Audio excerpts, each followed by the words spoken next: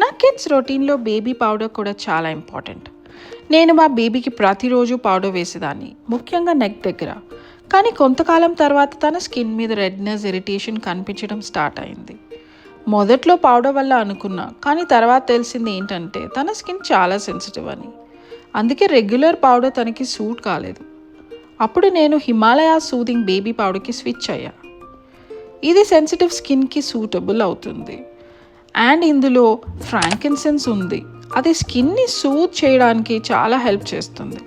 అలాగే wheat germ vitamin ఈతో రిచ్గా ఉంటుంది కాబట్టి స్కిన్ని నరిష్ చేసి ప్రొటెక్ట్ చేస్తుంది. ఇంకా దీంట్లో సింథటిక్ కలర్స్, పారాబెన్స్, ఫాలేట్స్ కూడా లేవు. ఇప్పుడు ఇది మా బేబీ కేర్ రొటీన్లో ఒక ఇంపార్టెంట్ పార్ట్ అయిపోయింది. మీ బేబీ స్కిన్ మీద కూడా ఫ్రీక్వెంట్గా రెడ్నెస్ కనిపిస్తుంటే వాళ్ళ స్కిన్ కూడా సెన్సిటివ్ అయి ఉండొచ్చు. అలాంటప్పుడు హిమాలయ సూదింగ్ బేబీ పౌడర్ని ఒకసారి ట్రై చేయండి.